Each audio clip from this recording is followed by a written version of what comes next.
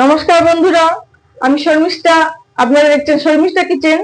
আজ আমি আপনাদের সামনে বানিয়ে দেখাবো চিংড়ি ভাপা।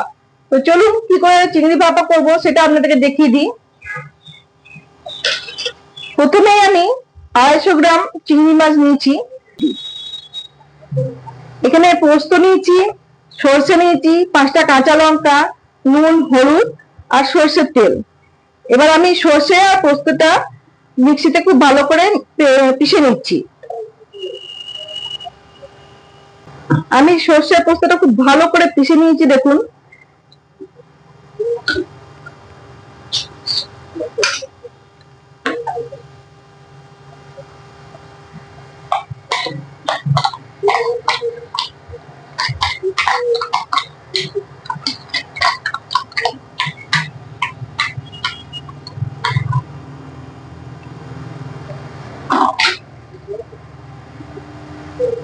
এবার সর্ষে পোস্তটা আমি চিংড়ি মাছের সাথে দিয়ে দিচ্ছি।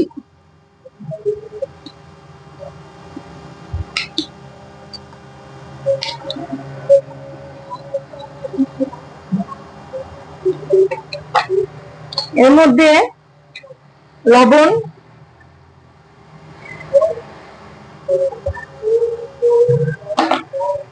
হলুদ,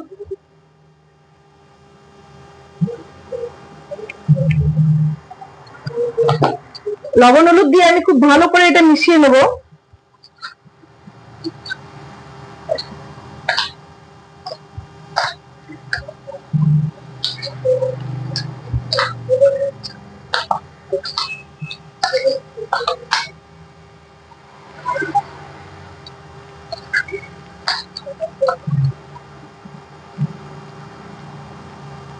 মেশানো হয়ে গিয়েছে।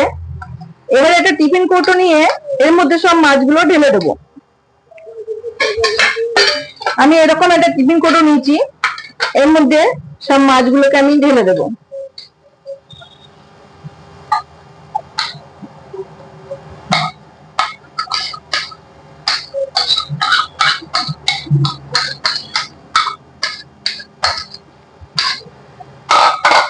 দেখুন, আমি সব মাছগুলোকে এর মধ্যে ঢেলে দিয়েছি।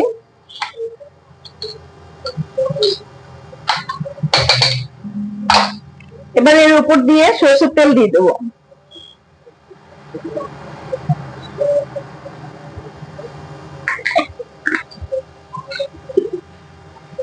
এবার 5টা কাঁচা লঙ্কা এর উপরে দিয়ে দেবো।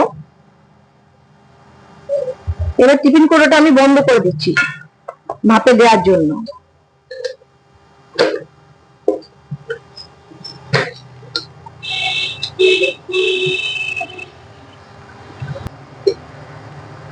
কড়াইটা আমি বসিয়ে দিয়েছি। কড়াই জলটা একটু গরম হয়ে আসবে, তখন আমি এই কৌটোটা এর মধ্যে বসিয়ে দিচ্ছি।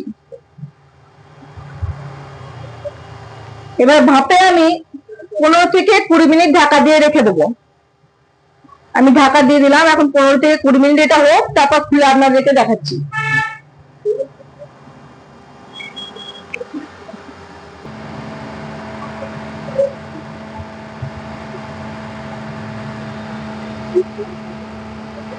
কুড়ি মিনিট হয়ে গিয়েছে। এবার আমি ঢাকাটা খুলে দেখবো। এবার গ্যাসের ফ্লেমটা বন্ধ করে দিচ্ছি।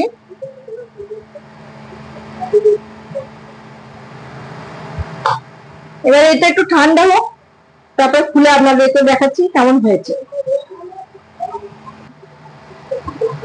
এবার আমি ঢাকাটা খুলে নিচ্ছি।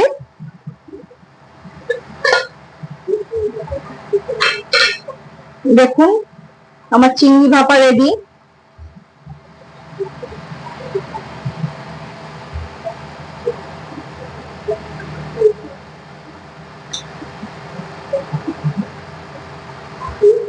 এবার আমি একটা পাত্রে ঢেলে নিচ্ছি।